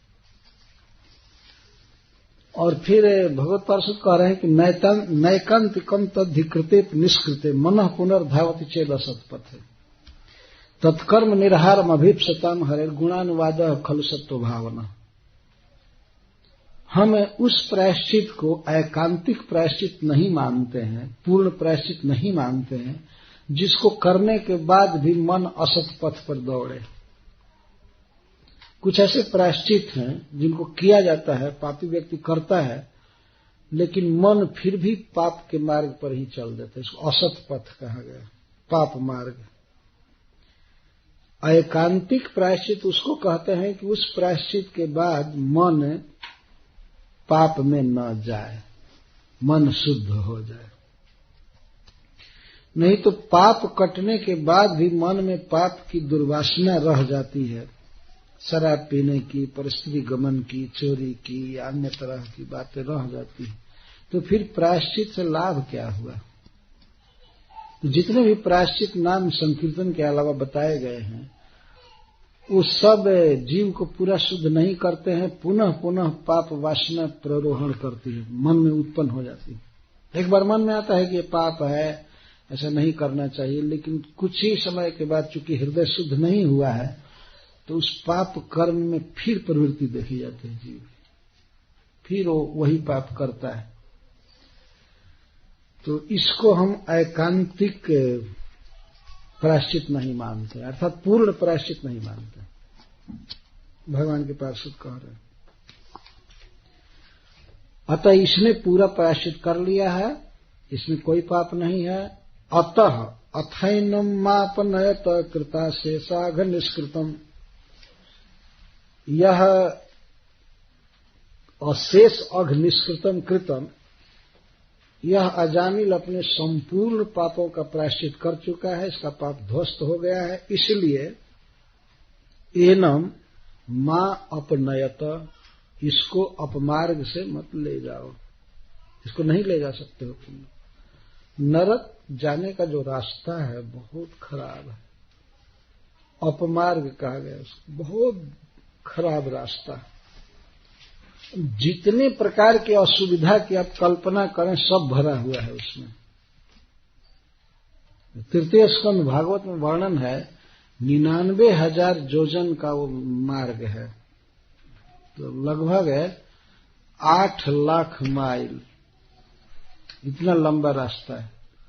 और उसमें रास्ते में एक भी झाड़ नहीं है, एक भी वृक्ष नहीं है, और सूर्य उस रास्ते पर 100 गुना प्रकाश देता है, और बालू बिछा हुआ है, और दोनों ओर एक तो सूर्य का प्रकाश आ ही रहा है, तप्त कर रहा है, और दोनों तरफ जंगल में दावाग्नि लगाई रहती, इतने लंबे रास्ते पर जंगल की आग, जिसमें गर्म हवा आती रहती, दोनों तरफ से गर्म हवा आती है, आंच आती है, ऊपर से सूर्य की 100 गुनी किरण, 100 गुना ताप ऊपर से, और नीचे से भी किसी हीटर द्वारा व्यवस्था है, बालू गर्म रखा जाता है, और उस पर पापी को चलना पड़ता है।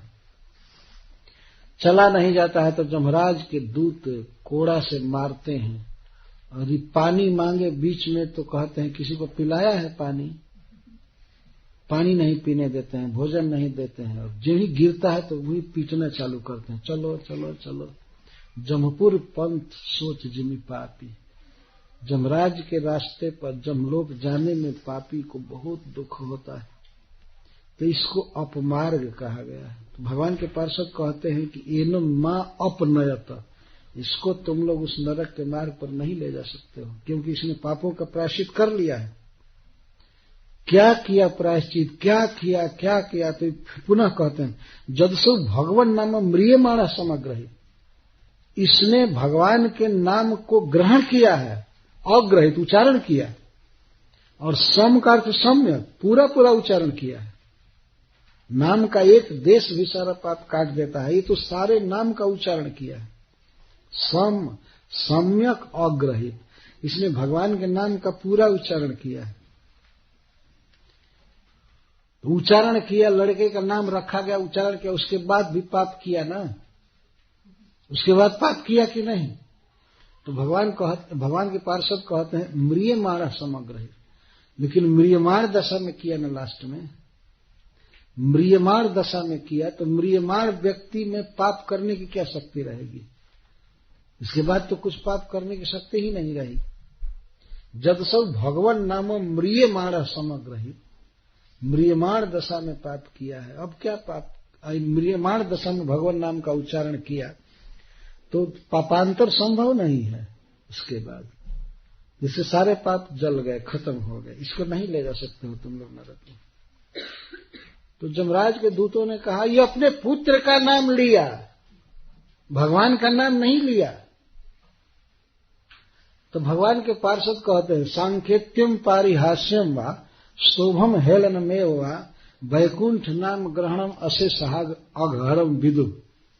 ऐसा सभी संत महात्मा विद्वान विदु जानते हैं, केवल हम ही नहीं कह रहे तुम लोगों से, तुम लोग कहीं भी पता लगा लेना जो संत महात्मा है वो क्या कहते हैं।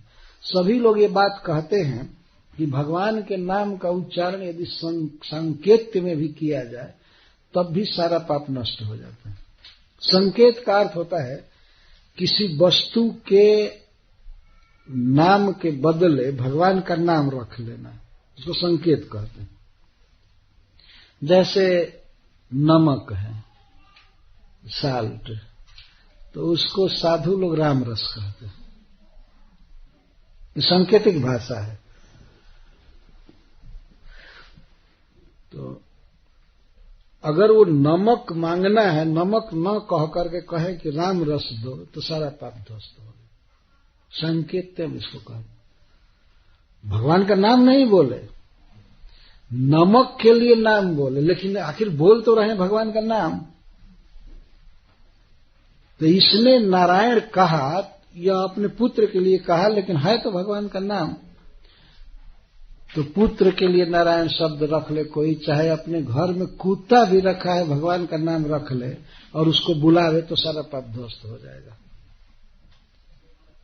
लेकिन लोग अपने पुत्र का पुत्री का नाम टिंकू विक्की ये सब रखते हैं, ये तो क्या होगा? ये सब थोड़ी भी बुद्धि नहीं है। भगवान का नाम रखना चाहिए, व्यवहार में भी भगवान का नाम उच्चारण होता रहेगा। बड़े शौक से लोग, एक जगह घर में मैं गया, एक बच्चा था, तो मैं उसके माता जी से पूछा इसका क्या नाम है, तो प्रिंस। कैसे इंग्लिश नाम रखना है? क्या संस्कृत के सारे नाम समाप्त हो गए? भगवान का नाम रखना चाहिए। अजामिल अपने पुत्र का नाम नारायण रखा तो पार हो गया, वैकुंठ चला गया। ये प्रकट इतिहास है। ये भगवान नाम की महिमा है। संकेत्यम, किसी वस्तु के बदले में भगवान का नाम बोलना है। जैसे ये दही बड़ा को, जो गोला गोला होता है, उसको साधु लोग राम चकला कहते हैं। राम चकला लाओ, राम चकला लाओ। और चीनी को श्याम रस कहते हैं, नमक को राम रस कहते हैं। ये सब भक्ति की परिभाषा है। हमारे यहाँ कहते हैं 12 बरस रहे साधु की टोली, तब समझे एक बोली। तब तक तो इतने भक्त हैं अभी राम रस सीखे ही नहीं। 12 बरस जब साधु के साथ रहेंगे तब सीखेंगे।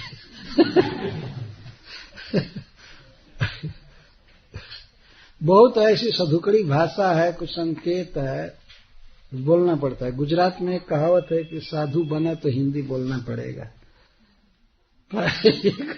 साधु बनना तो हिंदी बोलना पड़ेगा, क्योंकि बिना हिंदी के काम चलता नहीं है। तो इस तरह से कुछ सांकेतिक भाषा है। संकेत में भगवान का नाम बोला जाए तो बहुत बड़ा कल्याण होता है। जैसे भक्त लोग फोन पर भी हरि बोल कहते हैं, हरे कृष्ण कहते हैं। तो वो तो जानबूझ करके बोलते हैं कि भगवान का नाम है ये है, लेकिन फिर भी हलो के बदले हरि बोलते हैं तो बहुत अच्छा है। एक जगह दिल्ली में मैं देखा, एक जगह लिखा था फोन के पास मंदिर में, हलो हाय छोड़ो हरे कृष्ण बोलो।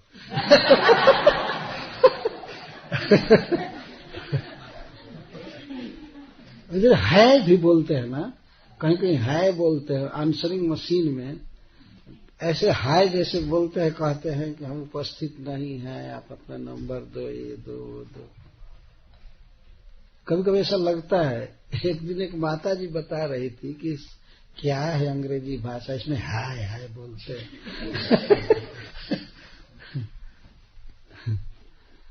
तो भगवान का नाम रखना चाहिए संकेत में, किसी वस्तु के बदले नाम ही रख देना चाहिए। पशु का नाम रहता है, कुत्ते का नाम रहता है, या किसी भी वस्तु का नाम है भगवान के नाम में रखा जाए, उस वस्तु के लिए भगवान का नाम बोलेंगे तब भी अशेष अघहरम विदु, सारे पाप नष्ट हो जाते हैं। पारिहास्यम व अथवा परिहास में, मजाक में भगवान का नाम बोले। किसी का उपहास करने में, चिढ़ाने के लिए यदि भगवान का नाम बोला जाए तब भी सारा पाप नष्ट हो जाएगा। और फिर माला पर श्रद्धा से जपे तो उसमें कहां से पाप रहेगा? बताइए। परिहास में कभी कभी लोग दूसरे को बोलते हैं, अरे भाई तुम तो हरे कृष्ण हो ना, एक प्रकार से उपहास करते हैं, हरे कृष्ण हो, ए हरि बोल। अरे भाई बड़ा तुम हरे कृष्ण में भर्ती हो गए हो, बड़ा बन रहे हो, कुछ चिढ़ाते हैं। तो परिहास में भी कोई भगवान के नाम का उच्चारण करे तो सारा पाप नष्ट हो जाता है। स्तोभम, स्तोभम का अर्थ है पद पूरा करने के लिए। कोई चीज व्यक्ति गा रहा है और गाने में लास्ट में भगवान का नाम बोल दे, पूरा गीत कंडम है, श्रृंगार रस का है या संसारिक है, लेकिन उसमें अगर एकाध बार भी कहीं भगवान का नाम आ जाए तो सारा पाप नष्ट हो जाता है। जैसे कोई गीत गाती हैं स्त्रियां, खास करके सावन में झूला झूलते समय, कोई संसारिक गीत भी गाती हैं, लेकिन उसमें हरि हरि गाती हैं लगा करके। कजरी एक राग है तो उसमें हरि हरि लगा करके गाती हैं। चाहे लास्ट में ये रामा संवरिया ये सब गीत में आता है तो उससे भी सारा पाप नष्ट हो जाएगा। तो जो खांटी शुद्ध भगवान का नाम गाया जाए तो कहाँ पाप रह सकता है। स्तोभम, पद पूर्ति में भी भगवान का नाम गाने सारा पाप नष्ट हो जाए। अथवा हेलना में या अवहेलना में हमको विष्णु से कुछ मतलब नहीं है, अगर इतना कोई कह दे तब भी सारा पाप नष्ट हो जाए। एक बार की घटना है, हम लोग प्रचार कर रहे थे पहाड़ में, झारखंड में। तो एक व्यक्ति यवन था, वो एक बकरा लेकर के जा रहा था काटने के लिए, खाने के लिए। तो नदी पर हम लोग रुके थे, वो भी पार कर रहा था नदी, तो थोड़ा रुका तो हमने कहा बच्चों से कि जा करके उनसे भगवान का नाम बुलावाओ। मैं देखा कि वो यवन है, तो वो गए, लड़के कहने लगे बोलो हरे कृष्ण बोलो, हरे कृष्ण बोलो, हरे कृष्ण बोलो। तो वो कहा कि नहीं, हमारा धर्म दूसरा है, हम नहीं बोलेंगे। तो नहीं बोला। तो लड़के आगे कह रहे तो बोल ही नहीं रहा है हरे कृष्ण। तो हमने एक लड़के को भेजा, कहो जाकर पूछना कि क्या नहीं बोलोगे। तो गया धड़ल्ले, कहा कि आप क्या नहीं बोलने को कहते हैं, क्या नहीं बोलेंगे। तो कहा कि वही जो लोग हरे कृष्ण कह रहे हैं हमें नहीं बोलना। तब हम लोग कहने लगे अब तो बोल दिया। तो इतना उदास हो गया कि हाय रे मुझसे भूल कैसे हो गया। पर जो भी हो उसके अनंत जन्मों का पाप तो गया हरे कृष्ण कहने से। तो हेलनम कहता, और हेलना में भी बोलते हैं भाव कुभाव अनखया लसहु, नाम जपत मंगल दिशि दसहु। सब और मंगल, सारा पाप दूर होता। तब फिर यमराज के दूत कहते हैं वो तो अपने पुत्र के स्नेह के वश में नारायण कहा। भगवान का नाम किसी वस्तु के संकेत में बोला होता, चलो वो तो ठीक है बोला, लेकिन वो पुत्र के स्नेह में बोला, विवश स्नेह के वश में होकर के बोला, भगवान के स्नेह में नहीं बोला। तब कहते कैसे भी बोला ना, पतितः स्खलितो भग्न संदष्टस्तप्त आहतः हरिरित्यवसेनाः पुमानार्हति जातनः। किसी भी दशा में, अवश दशा में भी, परवश दशा में भी कोई व्यक्ति अगर भगवान के नाम का उच्चारण करता है, एक बार भी हरि कहता है, तो वह कभी भी नरक की यातना नहीं भोग सकता। ये नियम है, तुम लोगों को इसका पता नहीं है। कौन कौन को नरक में नहीं ले जाना चाहिए, जाकर अपने स्वामी से पूछ लेना ठीक से। तो व्यक्ति जो हरि कह दिया किसी भी दशा में, वो नहीं नरक जा सकता है। पतितः, जैसे कोई भवन से गिरा, ऊंचे स्थान से नीचे गिरा और गिरते समय हरि हरि कह दिया, तो वो कभी नरक नहीं जा सकता। और श्रद्धा से भगवान के नाम को नाम समझ करके माला पर जप रहा है, वो कैसे नरक में जाएगा? तो ऊपर से गिरते समय हरि हरि कहे, अथवा स्खलितः, रास्ता में चल रहा है, कहीं पीछल है, स्लिप कर गया पैर, उस समय हरि हरि हरे कृष्ण कहा, उसी से नरक नहीं जा सकता है, उसका पाप नष्ट हो जाता है। स्खलित, भग्न, या कहीं शरीर कहीं कट जाए छुरी से, जैसे तैसे, उसमें हरि हरि हरे कृष्ण कहता है, तो उस दशा में भी नाम उच्चारण करने से वो नरक नहीं जा सकता। संदष्ट, बिच्छू डंक मार दिया है या सांप काट दिया है और उस समय हरे कृष्ण हरि बोल कर रहा है, तो कभी नरक नहीं जा सकता। या तप्त, बुखार में हरि हरि कर रहा है, भगवान का नाम ले रहा, अथवा घाम लगने पर अथवा ठंडा लगने पर हरि हरि कर रहा है, तो नरक नहीं जा सकता। आहत, या कोई मारे डंडा से, उस समय हरि हरि कह रहा है, तो ऐसे अवश दशा में भी भगवान के नाम का उच्चारण करने पर व्यक्ति नरक में नहीं जा सकता। तब यमराज के दूतों ने पूछा, तो मनु महाराज आदि बड़े पापों के लिए बड़ा प्रायश्चित, छोटे पापों के लिए छोटा प्रायश्चित, ये सब क्यों किए? जब भगवान का नाम लेने से ही सारा पाप कट जाता है, तो फिर पापों के प्रायश्चित का विधान क्यों है? तब तो सब बेकार है। तब कहते हैं, गुरुणाम च लघूनाम च गुरुणी च लघूनी च प्रायश्चितानि पापानाम ज्ञातोक्तानि महर्षि। महर्षियों ने, मनु महाराज आदि ने, याज्ञवल्क्य आदि ने बड़े पापों के लिए बड़ा प्रायश्चित, छोटे पापों के लिए छोटा प्रायश्चित जान करके निश्चित किया है, वो ठीक है। लेकिन तैष्टा नघानि पूयन्ते तपोदान व्रतादि भी ना धर्मजन तद हृदय तदपि सांघ्रि सेवया। लेकिन उन प्रायश्चितों से, तप दान व्रत आदि करने से पाप तो नष्ट होते हैं, जो पाप और गलती किया रहता है व्यक्ति, वो नष्ट होते हैं तप से, दान से, व्रत आदि से। ये करने से पाप नष्ट होता है, परंतु पापों के कारण जो हृदय दूषित होता है, जो हृदय में वासना रहती है, उस हृदय की शुद्धि नहीं होती है दान व्रत आदि से। वो कैसे हृदय शुद्ध होता है? तदपि सांघ्रि सेवया, ईशांघ्रि सेवया, भगवान के चरण कमल की सेवा से, अर्थात नाम कीर्तन आदि से हृदय भी शुद्ध हो जाता है। ये विशेषता है। तो जो व्यक्ति पाप किया है, तो पाप को काटने के लिए जो प्रायश्चित बताया गया है, मनु महाराज आदि ने बताया, वो ठीक किया है।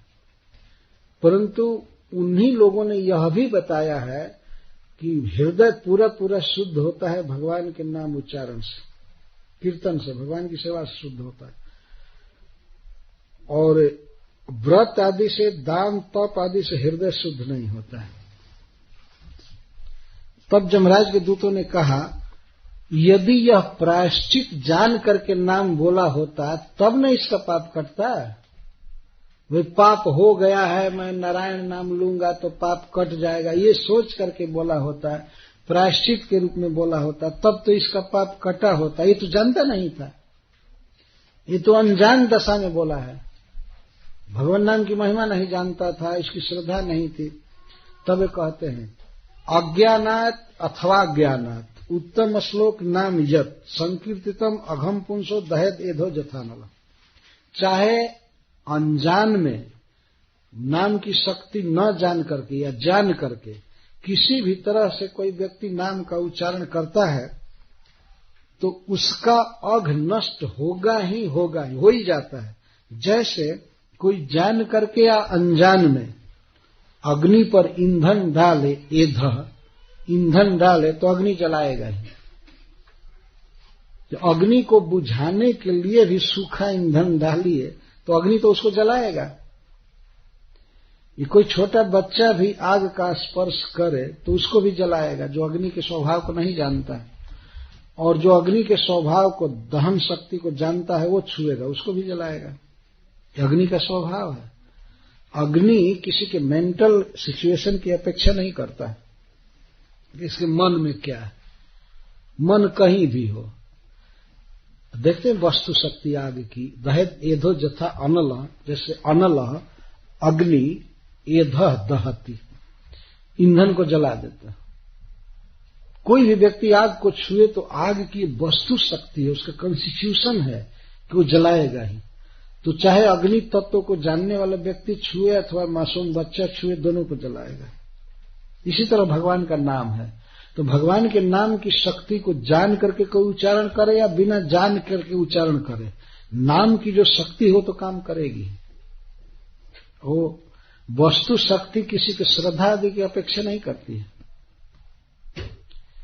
कोई जहर को जहर समझ करके पिए तब मरेगा, ऐसी बात नहीं है। पानी समझ करके पीने वाले भी कितने मर गए हैं। इतिहास बताता है विष रखा हुआ है, पॉइजन रखा हुआ, वो आदमी समझा कि पानी है, ये है, पी लिए मर गए, क्योंकि विष वो शक्ति। इसी तरह अमृत की शक्ति है। अमृत को कोई अनजान में भी पिए तो उसका रोग दूर होगा, वो चिरंजीवी होकर के ही रहेगा। तो भगवान नाम की ये स्वरूप शक्ति, वस्तु शक्ति है, भाव की अपेक्षा नहीं रखती है। तो अजामिल भले पुत्र का नाम समझ करके लिया है, लेकिन वो भगवान का नाम है, अतः भगवान का नाम इसके सारे पापों को नष्ट कर दिया है। जथा गदम वीर्यतमम उपयुक्तम जदृच्छया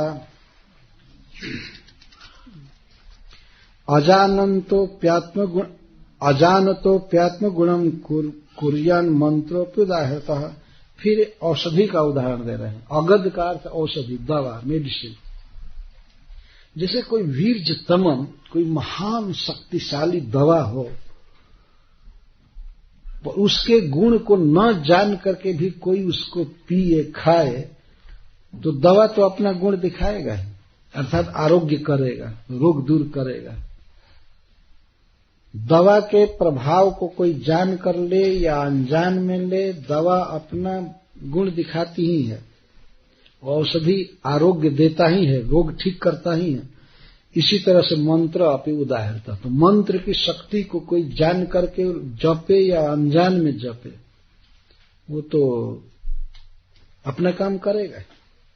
साधारण जगत में देखिए, कोई फोन करता है, आप जानबूझ करके गलत बटन दबाइए चाहे अनजान में दबाइए, वहां फोन चला ही जाएगा। वह यह भाव की अपेक्षा नहीं करेगा कि बेचारा गलत दबा रहा है, इसका ध्यान दूसरी जगह है, इसलिए हमको नहीं लगना चाहिए, वहां रिंग नहीं करना चाहिए। वो करेगा, वो वस्तु शक्ति है। इसीलिए कहीं कहीं आप फोन करते, कभी कभी ऐसा होता है, दूसरे लोग बोलते हैं रॉन्ग नंबर। तो रॉन्ग नंबर दबाने का उसका इंटेंशन नहीं था, लेकिन दब गया अंगुली से, तो वहीं जाएगा। इसको वस्तु शक्ति कहते हैं। वो होगा ही। वो नंबर दबाना हमारे भाव की अपेक्षा नहीं करता है, वो अंगुली के प्रेशर की अपेक्षा करता है, कौन दबा। हमारा मन चाहे जहां भी हो, हम तो समझते हैं कि हम इस नंबर को डायल कर रहे हैं, लेकिन अंगुली अगर दूसरे नंबर पर चली गई तो वही डायल हो जाएगा। वस्तु शक्ति। तो जब जगत में प्राकृत वस्तु में ये सब शक्ति है, वो हमारे भाव की अपेक्षा नहीं रखता है, तो भगवान का नाम क्यों भाव की अपेक्षा रखेगा? जैसे तैसे उच्चारण होने पर वो कल्याण करेगा ही, पाप काटेगा ही, प्रेम देगा ही। ये भगवान के नाम का स्वभाव है। हरे कृष्णा कृष्णा कृष्णा हरे हरे, हरे राम राम राम हरे हरे। इसीलिए वैष्णव आचार्य जो कहते हैं जप करो, chant and be happy, chant chant chant, जप करो, उच्चारण करो, इसके बराबर कोई साधन नहीं है। भगवान से मिलाने वाला नाम ही साक्षी है, नाम ही मध्यस्थ है। यही फल है, यही सिद्धि है कि भगवान का नाम जप किया जाए, कीर्तन किया जाए, यही सर्वश्रेष्ठ है। सभी शास्त्र कह रहे हैं, भागवत में तो इतिहास के द्वारा ये बात कही जा रही है।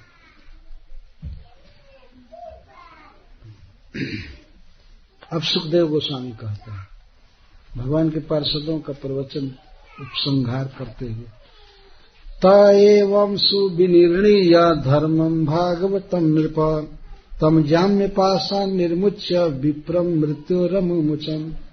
इस प्रकार से भागवत धर्म के रहस्य का प्रवचन करके, नाम की महिमा बता करके भगवत पार्षदों ने जमराज के दूतों का वह बंधन काट दिया। जो रस्सी गले में डाले थे अजामिल के, उसको भगवान के पार्षदों ने तलवार से काट दिया। यह एक बहुत भारी घटना हुई कि जमपास को काट दिया गया। तो जमराज जी के पास को कौन काट सकता है? जिसको मृत्यु पास कहते हैं, मरना है, शरीर से वियुक्त होना है। लेकिन भगवत पार्षदों ने काट दिया, निर्मुच्य। और विप्रम मृत्यु रमुमुचन, उस ब्राह्मण को, अजामिल को मृत्यु से मुक्त कर दिया, मरा नहीं। जमराज जी का पास गले में बंध करके भी मृत्यु सुनिश्चित थी, लेकिन फिर भी नहीं मरा, भगवान के पार्षदों ने बचा दिया, मरने ही नहीं दिया।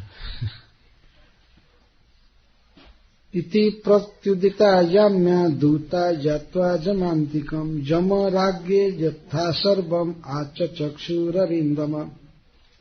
इस प्रकार से जमराज के दूतों को प्रतिहत किया गया, परास्त कर दिया भगवान के पार्षदों ने। तो वे लोग जमराज जी के पास जाकर के, हे शत्रुसूदन, परीक्षित महाराज, जमराज जी के पास जाकर के सर्वम आचचक्षु, सारी बात सुनाए वहां जमराज जी को कि हम लोग ऐसे गए, ऐसे बांधे, उसी समय वो नारायण आए कहा और 4 देवता धमक आए।